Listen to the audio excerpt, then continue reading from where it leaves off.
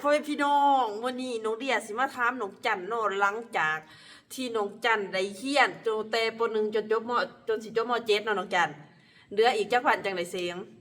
น้องกินเซ้งแล้วค่ะวันจันทร์นี่ก็เซ้งเดี๋ยวมื้อนี้วันหยังมื้อนี้วันพฤหัสแมนพฤหัสศุกร์เสาร์อาทิตย์จันทร์นี่อีก3วันนี่อีกวันที่4ก็เซ้งเลยนะผมวันที่4น้องจันกับเสียงน้องเดียสิมาถามวันจันทร์พอดีถึงที่18เด้อเพื่อนพี่น้องน้องจันทร์ได้เซ้งแล้วน้องจันได้เสียงจบสั้นแล้วเนาะพ่อแม่พี่น้อง แม่นเนาะบางทีน้องเดียอาจจะไปถ่ายคลิปกับน้องจันก็ได้ถ้าว่าน้องเดียบ่ค่าถ้าว่าฝนมันบ่ตกเนาะไปทายอยู่อันนั้นเนาะเพราะว่าอาจารย์เราบอกน้องจันว่าถามว่าน้องจันอยู่เฮือนไกลเพราะว่าเฮือเขาก็บ่เที่ยวเลยเนาะน้องจันก็มาหา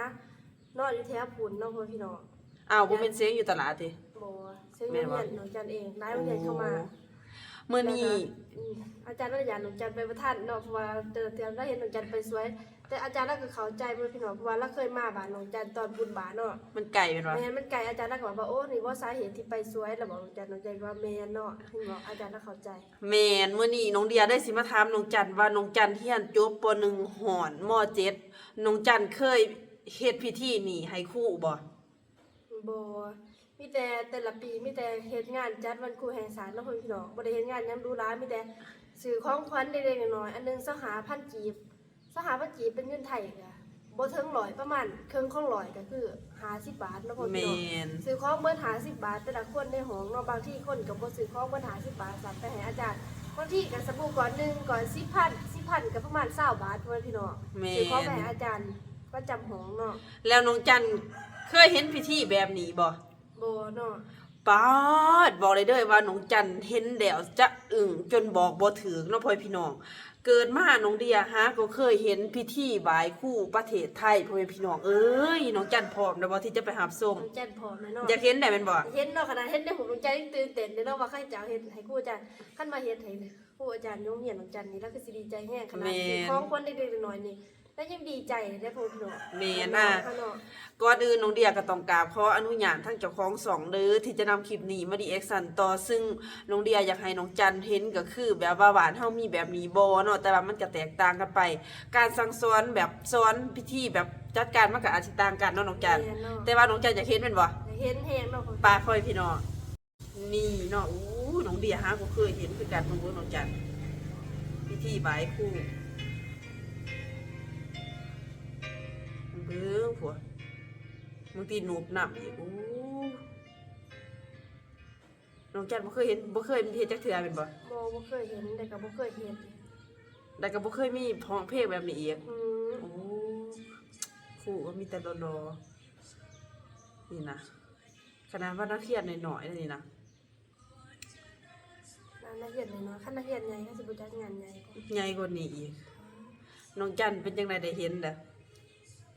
อึ้งเด้อแม่นบ่ยังเป็นครูเพราะเป็นครูสอนอยู่เนาะพ่อพี่น้องเพราะว่านักเรียนเขาดบดีแม่นเนาะแต่น้องจันเป็นนักเรียนเฮ็ดบ่หลายบางทีครูหลายแท้เนาะถามมึงเด้อเขาเจ้าสิจะได้ต่อเด้อแบบบ่เคยเห็นมาก่อนแบบนี้จักเทื่อพ่อพี่น้องโอ้ครูก็หลายแฮะหั่นแดะคือเป็นดอยบ่เนาะจ้ะแดะโรงเรียนพุ่นน่ะ2 3 3 4สัตว์เพิ่นเทิงพุ่นใช่โอ้ดวงจันทร์ตาดีเด้โอ้ครูพุ่นน่ะคือว่าบ่เบิดจักเทื่อใส่เกลือเพื่อกันเมื่อเนาะแม่นเกิดครูเขาใส่เป็นสีแบบซุปแต่ว่าบ้านเราบ่มีใส่แล้วบ่บ้านเราสอนบ่ได้ใส่ชุดครูแบบนี้เบิดซะเนาะบ่ได้ใส่เสื้อธรรมดาคัดสินจะเป็นสินครูแต่ว่าไทยใส่ชุดจะสิเบิดแต่ว่าครูบ่มีกระโปรงแม่เลยเป็นสินเอาโอ้แม่นบ้านเฮาบ่มีชุดครูไทยงามเลยบางทีนักเรียนพุ่นน่ะผู้นุบก็นุบนะแบบว่าหูจักขวางแท้เนาะใส่แม่เป็นทุกคนอันเด้อ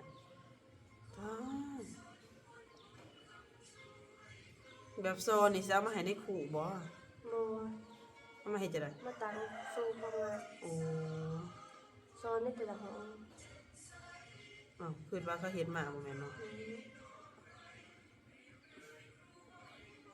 น้องจันเคยเฮ็ดบ่นั่งนูบแบบน้องๆเขาแบบนี้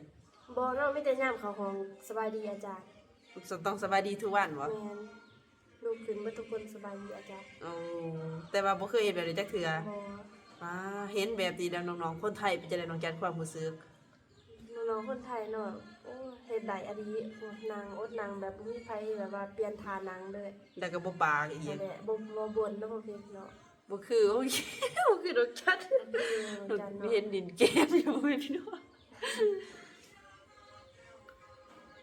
โอ้ใส่กูกวนเนาะอ้ายเด็กก็เป็นหูอดีพ่อให้พี่น้องยอมรับเลยพิธีไหว้ครูโอ้ลายดีเนาะบางทีนะตอนนี้ดูอู้เมื่อนะ โอ้ จ๊ะ ตอนนี้ลูกนมต้องพ่อพี่น้อง โอ้งามดีพิธีแบบนี้เนาะป้าเกิดมาหาก็เคยเห็นเนาะน้องจัน แม่นน้องน้องจันเกิดมาน้องจันพร้อมเคยเห็นกันเนาะ โอ้พ่อพี่น้องคู่หลายแท้เนาะแสดงว่าแต่ละโรงเรียนบ่คือกันเนาะเสียงเพลงนะ มันจะมีหลายเพลงนะ ว่า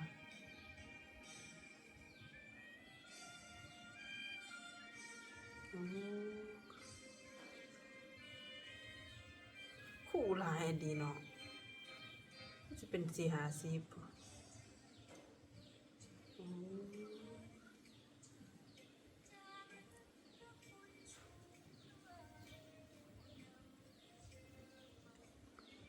ได้ระเบียบงามเนาะน้องจัน แม่น บางทีแบบนักเรียนใส่สูทแบบสูทนี่ดีนเบิดทุกสูทโดดได้ แม่นได้กับผู้ชายเอาเสื้อข้างในเป็นทุกคน แม่ เนาะ นแต่ว่าผู้หญิงบ่เขาเนาะ ผู้หญิงมันเป็นชุดอันนั้นใส่ โอ้ คู่กับกระโปรงเด้เสื้อเขาบ่มักเอาใส่กระโปรงใส่กระโปรงขาคนใหญ่หั่นน่ะใส่ โอ้งามแท้เนาะอ้ายบ่เคยเห็นจักเทื่อแบบนี้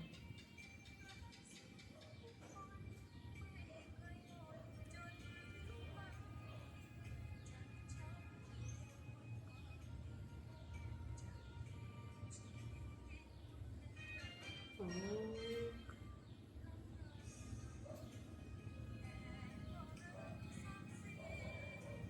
ป้าพ่อพี่น้องน้องเดียเห็นยังตื่นตันนำเลยแล้วนี่ก็ย้อนน้องจันเนาะพ่อพี่น้องที่แบบเทียนมาแต่ว่าบ่เคยเห็นแบบนี้จักเทื่อ นี่แหละ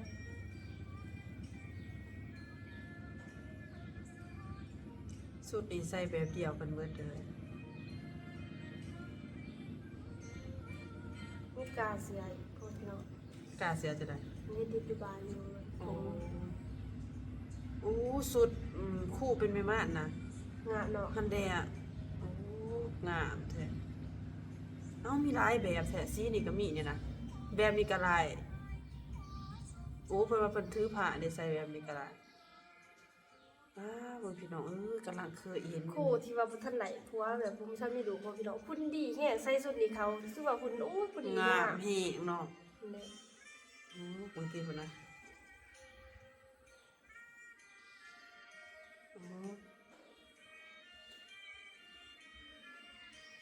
อันนี้โรงเรียนทะเลสาสตร์ต้องบอกว่าครูร้ายนะพวกพี่น้องโรงเรียนเป็นทะเลสาสตร์แต่ก็เป็นทะเลตึกอีก อ้ามีครูยืนอยู่เทิงน่ะมันเลยกำลังเคยเห็นเลยนี่โอ้หลายแบบแท้เนาะห้องเรียนบอนเดียวนี่นะคือเบิงนี่เดียวห้องเรียนอันนี้เทพพลักษ์คือกัน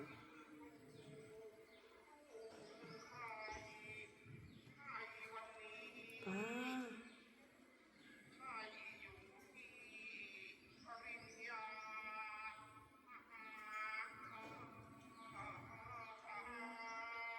เป็นจะได้น้องจันความรู้สึกได้เห็น ที่ว่ายังเป็นครูเนาะสุดงามแฮะ โอ้น้องจันอยากเป็นครู่ เป็นอย่างสุดยอดเป็นน้องการสอนนักเรียนบ่ได้สอนได้ดีสอนบ่ได้ แล้วนี่เป็นเพื่อน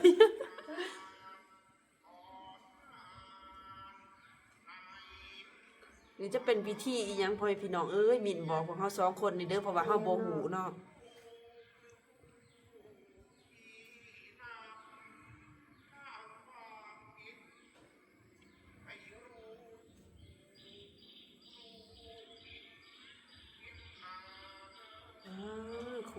ผู้เราบ่ทันมีดุว่าจะได้มีหุ่นแล้วนะ นี่แหละ หุ่นน้อยๆนี่นะ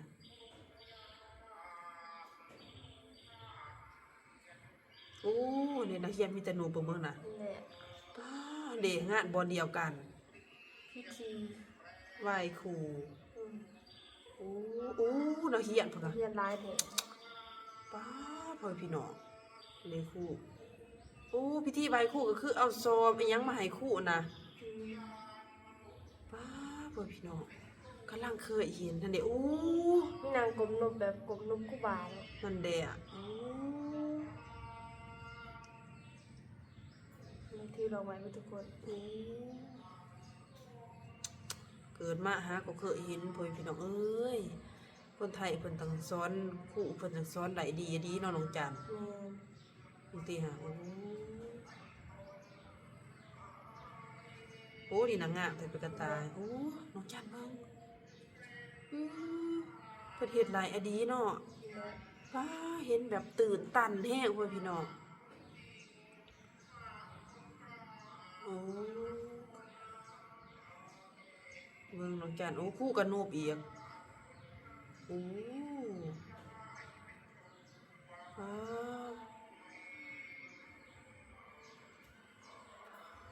กำลังเคยเห็นโอ้นี่ให้คู่ที่เฮาหักบ่แบบนี้เดี๋ยว แม่ จะ นแบบว่าเขาเรียนตามนี่เรา ป้าดพ่อพี่น้องเป็นจะได้น้องจันหลังจากได้เห็นน้องจันเคยเฮ็ดแบบนี้ให้ครู่บ่ บ่เคยจะเรียนหรอกมความสอนลงมาบ่เคยนางนบยังมีแต่ความสอนลงมาเลยในครูยันในครูยืนเป็นแถวเฮาก็ย่างเข้าไปหมอบเป็นแถวนอนหมอบให้ครูแล้วก็มีแต่เอาให้แล้วก็เข้าลบแล้วก็ย่างเข้ามานางแล้วเพิ่นพี่น้อง เห็นน้องจันเห็น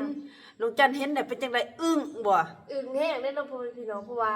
เฮ็ดงานก็ใหญ่อีกเนาะพ่อพี่น้องงานใบคู่นุบอีก แม่นแล้วก็บ่คิดว่าจะมีแบบนี้เนาะน้องจัน แม่น น้องเดียเองก็จนอู้ยเกิดมาจนป่านนี้ค้าก็เคยเห็นพ่อพี่น้องเอ้ยแบบคุณครูเพิ่นสั่งสอนมาดีแฮงพ่อพี่น้องหาหยังเลยที่จะเห็นมีแบบนี้เนาะน้องจัน แม่น ป้าน้องจันได้เห็นแล้วความรู้สึกเป็นจังไดคิดว่าเลี้ยงไข่กับคุณครูเพิ่นสอนได้ดีแฮงบ่ ได้ดีแห้งเนาะเขาจะสอนแบบว่าให้เข้าลบผู้ใหญ่ไง แม่น เข้าลบในครูอาจารย์ยัง ป้าพ่อพี่น้องน้องเดียเองบ่คิดว่าเพิ่นสิเฮ็ดและทำหลายปานนี้เนาะคลิปนี้น้องเดียกับน้องจันก็สิได้ขอตัวลาไปเพียงส่ำนี้เนาะจะไลค์กับฝาก FC ที่เข้ามาแล้วก็อย่าลืมกดไลค์กดแชร์กดติดตามหรือว่ากดกระดิ่งแจ้งเตือนให้ทั้งสองน้องเดียสาวลาวเด้อพบกันคลิปหน้าพ่อพี่น้องกับสวัสดีบ๊ายบาย